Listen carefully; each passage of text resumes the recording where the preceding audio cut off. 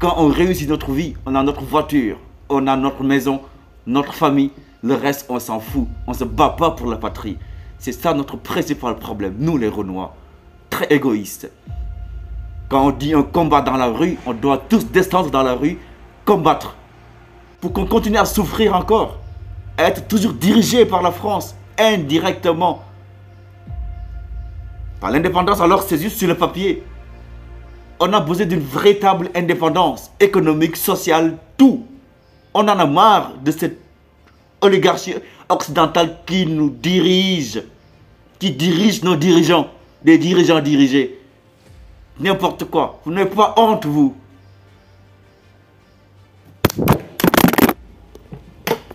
Chers Africains, chers panafricains, votre serviteur panafricain, j'espère que vous allez bien. Moi, je vais super bien.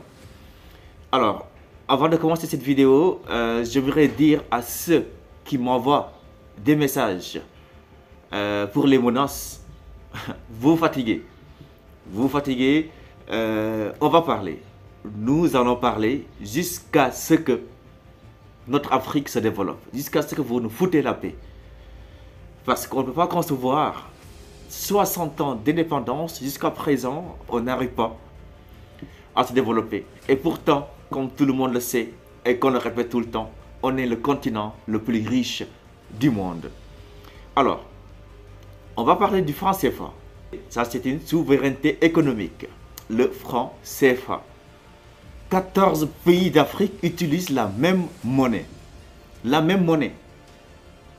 Je peux comprendre une monnaie qui est utilisée par 14 pays et qui est fabriquée chez nous en Afrique, comme l'euro. C'est quelques pays et c'est construit en Europe. Mais nous, 14 pays, une seule monnaie, le franc CFA, et c'est fabriqué en France. Bah oui. Ça montre que nous sommes toujours des colonies françaises. Francs des colonies françaises d'Afrique. Voilà, malheureusement, la France ne veut toujours pas nous laisser tranquilles. Et chaque personne qui se dresse contre le franc CFA est assassinée.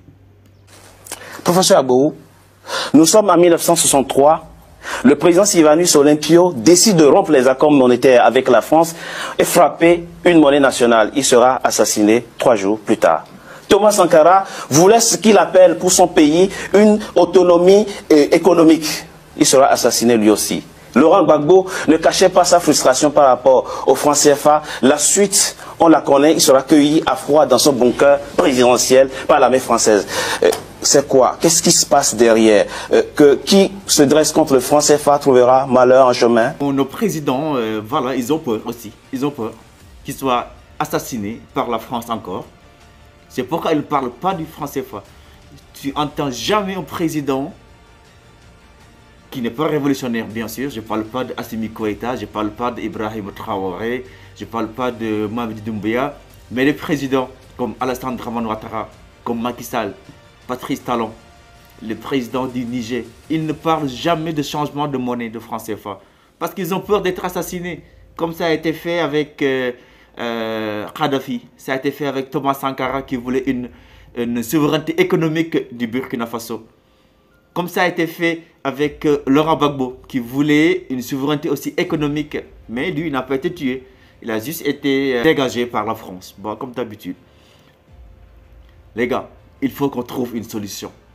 C'est bien de parler, c'est bien de sensibiliser. Parce que je pense que la plupart des Africains de nos jours, ils sont conscients de ce qui se passe en Afrique et de ce qui se passe en Europe.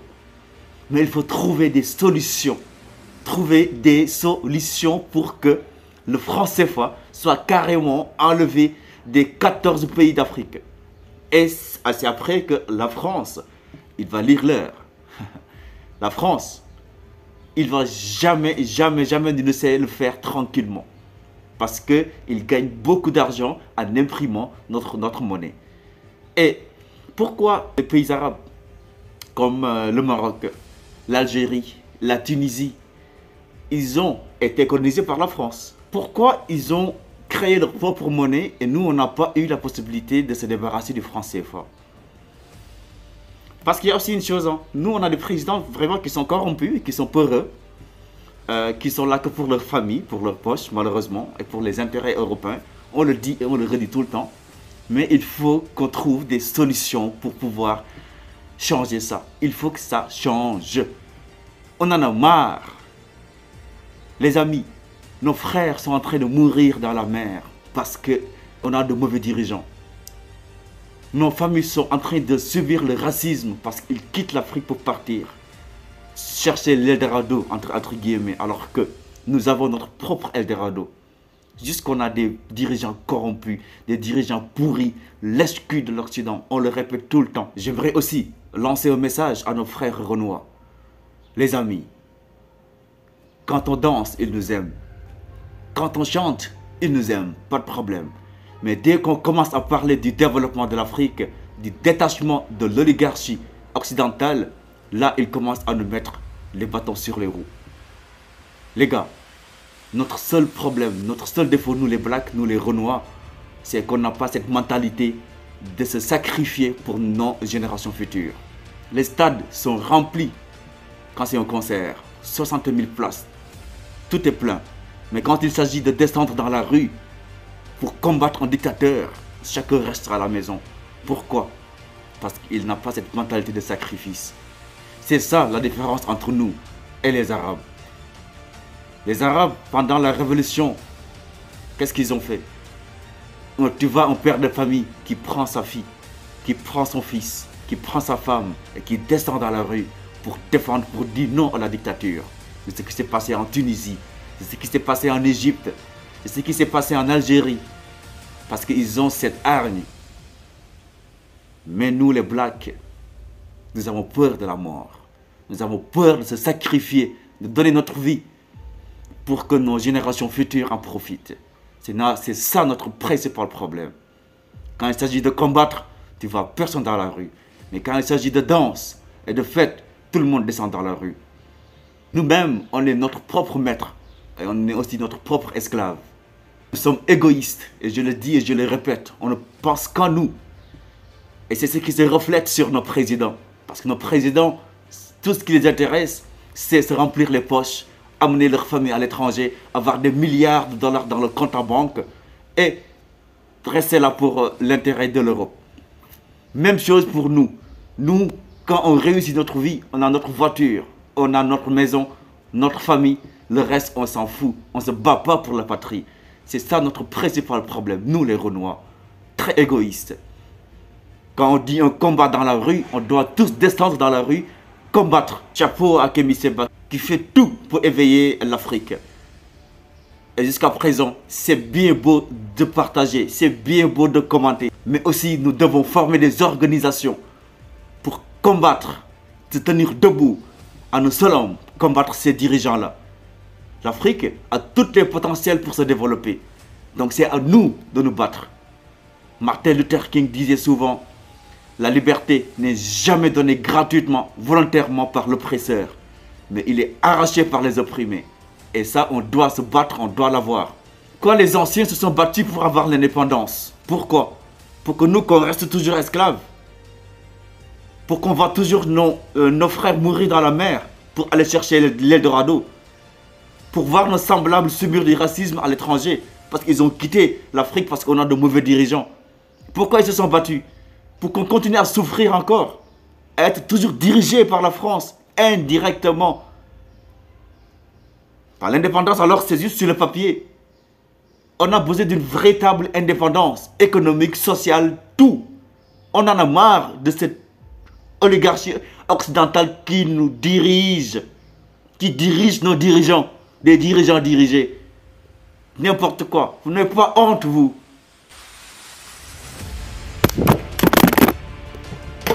Bien. C'est ça la souveraineté. Ça veut dire, fondamentalement, la France n'a jamais donné l'indépendance, n'a jamais donné une véritable souveraineté aux pays africains. C'est ça. Parce que l'indépendance politique ne peut être affermie que par l'indépendance économique. Or, au cœur de l'économie se trouve la souveraineté monétaire. Donc, lorsqu'un leader politique, et commençons par le début, Vous venez de citer quelques personnes, mais déjà avant 1960, que ce soit, c'est vrai, on a vu le cas de Sékou Touré, qui a pris son indépendance politique et en même temps a battu sa monnaie. Général de Gaulle lui a créé tous les problèmes, nous le savons. Mais après lui, il y a eu Djibo Bakary du Niger, qui a été chassé par les Français pour mettre Amani Diori. Ensuite, nous avons eu Modibo Keïta du Mali, en 68, en 62. En 62, pardon, excusez-moi. Modibo Keïta était une lumière, avait déjà vu. Mais toutes les tractations, tout a été fait pour pouvoir finalement créer une inflation galopante. En un mot, Modibo Keïta est mort en prison, empoisonné. Ensuite, il y a eu, comme vous le dites, en 1963, Sylvanus Olympio, qui justement devait mettre sur la place publique sa monnaie, mais le 13 janvier 1963, il a été assassiné froidement. Ensuite, il y a eu ce qu'on pourrait appeler François Ngueta Tombalbaye du Tchad, qui a été aussi bombardé par les Français le 13 avril 1975. Le Libyen Kadhafi, qui justement voulait mettre la monnaie africaine en marche et a dégagé tous les moyens.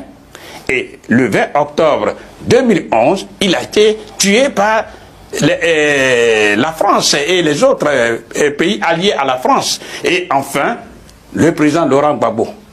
Et j'aimerais, c'est là surtout il faut tirer les leçons. Lorsque la France a compris que le président Gbagbo n'avait plus d'autre choix que de battre sa monnaie, eh bien la France a donné l'ordre et toutes les banques en Côte d'Ivoire ont été fermées immédiatement sans sommation. Et les réserves de votre pays, la Côte d'Ivoire, ont été bloquées. Non seulement ça, mais ce que je voudrais qu'on comprenne, parce que beaucoup n'ont pas encore compris, hélas. Lorsqu'on ferme une banque, toutes les banques, le chef d'entreprise ne peut pas aller retirer de l'argent. Donc il ne peut pas faire marcher son entreprise. Il ne peut pas payer non plus les salaires. Ça c'est un. Lorsqu'on ferme toutes les banques, le ménage ne peut pas aller retirer de l'argent. Donc on ne peut pas nourrir la famille, on ne peut même pas se soigner. Du coup, on organise ce qu'on appelle un blocus, un chaos économique pour obliger la population à se retourner contre le président Laurent Gbagbo dans ce cas d'espèce. Ça veut dire, c'est une arme puissante que détient la France pour pouvoir maintenir en esclavage moderne déguisé tous ces 15 pays d'Afrique qui utilisent sa propre monnaie. Il faut que les Africains sachent ça. Le franc des colonies françaises d'Afrique, en abrégé, le franc est une propriété à part entière de la France et le franc CFA se fabrique non pas sur le territoire africain, mais en France, précisément à Chamalières. À partir de là, elle met au pas les dirigeants africains. C'est ça que les Africains doivent comprendre. Ça veut dire qu'il n'y a pas d'autre solution. Si ces pays veulent se développer, il n'y a pas d'autre solution que de rompre de façon unilatérale avec le franc des colonies françaises d'Afrique. Je propose de suivre Jacques Chirac, une confession faite un jour par Jacques Chirac, l'ancien président français. On oublie seulement une chose, c'est qu'une grande partie de l'argent qui est dans notre porte-monnaie vient précisément de l'exploitation depuis des siècles de l'Afrique. Pas uniquement, mais beaucoup viennent de l'exploitation de l'Afrique. Alors, il faut avoir un petit peu de bon sens, je ne dis pas de générosité, de bon sens, de justice, pour rendre aux Africains, je dirais, ce qu'on leur a pris, d'autant que c'est nécessaire si l'on veut éviter les pires convulsions ou difficultés avec les conséquences politiques que ça comporte dans le... Professeur Agbohou, le président Jacques Chirac confesse que l'essentiel de l'argent qu'il y a dans le porte-monnaie des Français vient de l'Afrique.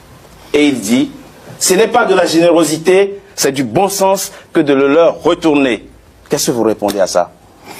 Ce que Jacques Chirac dit est exact. Et le président Jacques Chirac dit ça après avoir quitté le pouvoir présidentiel qu'il a exercé pendant 12 ans. Parce que justement, quand lui il est au pouvoir, ou bien n'importe qui, il a le devoir de défendre les intérêts de la France, ce qui est logique.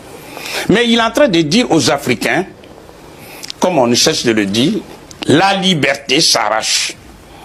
Il est en train de dire aux Africains, au lieu d'organiser un suicide collectif auquel nous assistons impuissamment dans les océans, les Africains qui quittent l'Afrique pour venir mourir dans les océans, il faut mener le combat de libération nationale sur le sol africain. Comment? Nous savons ce que c'est les comptes d'opération. Les comptes d'opération, il faut qu'on en parle rapidement, même si le temps nous manque. Depuis la création du franc CFA officiellement en 1945, de 1945 jusqu'à 1973, l'intégralité, 100% de tout ce que les Africains gagnent, qu'on appelle les devises, sont données à la France, au trésor public, c'est-à-dire dans un compte qu'on appelle les comptes d'opération. De 1973 jusqu'à hier, en 2005, c'est passé à 65%. Et depuis le 20 octobre 2005 jusqu'à la seconde nous parlons, les Africains donnent 50% de leurs devises. Quelles sont les conséquences? Les devises, on appelle devises les monnaies étrangères. Donc c'est quand vous avez les monnaies étrangères, exemple comme le dollar, vous pouvez utiliser ces monnaies étrangères pour importer des pays industrialisés, des équipements, des machines dont vous avez besoin pour pouvoir transformer chez vous toutes les matières premières en produits finis générateurs de richesses qu'on appelle les valeurs ajoutées qui écrasent la pauvreté. Or, depuis l'indépendance politique jusqu'à ce jour, les pays dits indépendants politiquement ne font qu'à enrichir la France. Conséquence logique.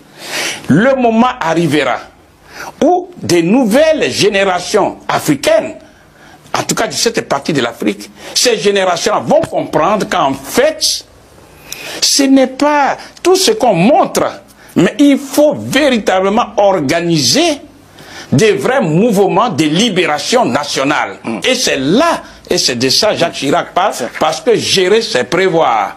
On sait qu'aujourd'hui, avec l'Internet, avec tout ce qui se passe, les nouveaux Africains vont avoir un éveil de conscience qui vont les pousser à revendiquer une véritable souveraineté, une véritable indépendance politique, économique.